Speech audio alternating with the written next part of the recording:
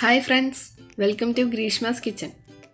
ഇന്ന് നമുക്ക് നല്ല സോഫ്റ്റും ക്രിസ്പി ആയിട്ടുള്ള ഉഴുന്ന് വട എങ്ങനെയാണ് വീട്ടിൽ തയ്യാറാക്കുന്നതെന്ന് നോക്കാം. ഒരു ഗ്ലാസ് ഉഴുന്ന് പരിപ്പാണ് ഞാൻ എടുത്തിരിക്കുന്നത്. ഇത് നന്നായിട്ട് കഴുകിയിട്ട് 4 മണിക്കൂർ വെള്ളത്തിൽ കുതിർത്ത് വെക്കാം. 4 മണിക്കൂറിന് ശേഷം വെള്ളം വാർത്തെടുത്ത ഉഴുന്ന് പരിപ്പാണിത്. ഇത് കുറേശ്ശെയായിട്ട് അരച്ചെടുക്കണം.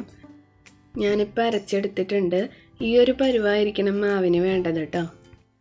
ഇനി ഇത് കൈകൊണ്ട് നന്നായിട്ട് മിക്സ് ചെയ്ത് കൊടുക്കുക. അപ്പോഴാണ് നമ്മുടെ വട നല്ല സോഫ്റ്റ് ആയിട്ട് വരുള്ളൂ. ഉഴുന്ന് മിക്സിയിൽ അരച്ചെടുക്കുമ്പോൾ 2-3 പ്രാവശ്യമായിട്ട് അരച്ചെടുക്കുക. കാരണം കുറേശ്ശെ വെള്ളമാണ് നമ്മൾ ചേർത്ത് കൊടുക്കണുള്ളൂ. വെള്ളം അധികമായി പോയിട്ടുണ്ടെങ്കിൽ വട നല്ല കട്ടിയായിട്ടിരിക്കും. ഇപ്പോൾ ഉഴുന്ന് വടയ്ക്കുള്ള മാവ് ഏകദേശം റെഡി ആയിട്ടുണ്ട്. അപ്പോൾ ഇതൊന്ന് ചെക്ക് ചെയ്ത് നോക്കാം. മാവിൽ നിന്ന് കുറച്ചെടുത്തിട്ട് ഒരു ഗ്ലാസ് വെള്ളത്തിൽ ഇട്ട് നോക്കാം. അപ്പോൾ പൊന്തിക്കെടുക്കുന്നുണ്ടെങ്കിൽ നമുക്ക് സോഫ്റ്റ് ആയിട്ടുള്ള വട കിട്ടും. ഇല്ലയെന്നുണ്ടെങ്കിൽ ആ ഒരു പരുവം കിട്ടുന്നവരെ മിക്സ് ചെയ്യാം. പിന്നെ നമുക്ക് വേണ്ടത് ഒരു ചെറിയ സവാള, 5 പച്ചമുളക്, ഒരു കഷ്ണം ഇഞ്ചി മീഡിയം വലുപ്പത്തിലുള്ളത്, 2-3 തണ്ട് കറിവേപ്പില. ഇതെല്ലാം ചെറുതാക്കി എരിഞ്ഞ് നമുക്ക് മാവിലേക്ക് ചേർത്ത് കൊടുക്കാം.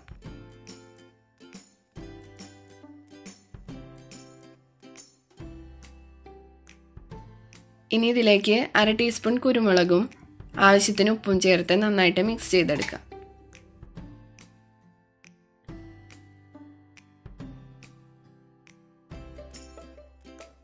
മാവിൽ വെള്ളം കൂടി പോയാൽ നമുക്ക് ഷേപ്പ് ചെയ്തെടുക്കാനും ബുദ്ധിമുട്ടായിരിക്കും.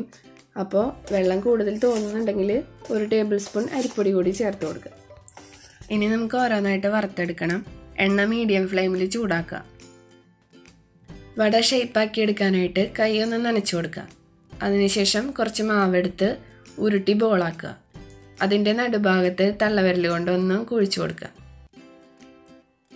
ഇപ്പം ദാ വടയുടെ ഷേപ്പായിട്ടുണ്ട്. ഇനി ഇത് പതുക്കെ എണ്ണയിലേക്ക് ഇട്ട് കൊടുക്കുക.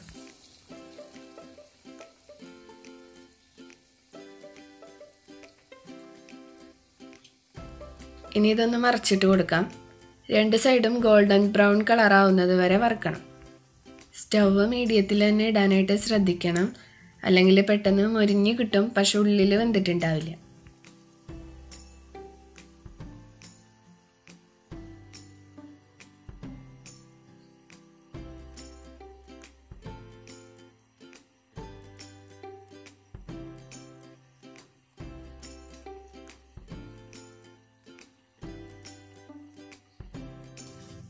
ഇതിപ്പോൾ ആയിട്ടുണ്ട്.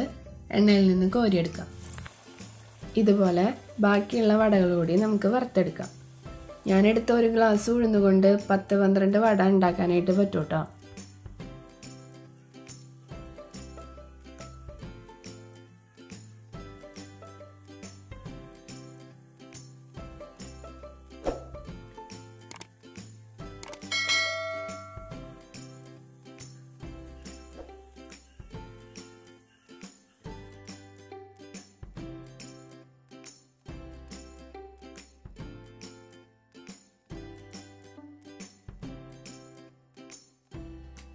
ഇപ്പോൾ നമ്മുടെ ക്രിസ്പിയും സോഫ്റ്റ് ആയിട്ടുള്ള ഉഴുന്നുവട റെഡി ആയിട്ടുണ്ട്.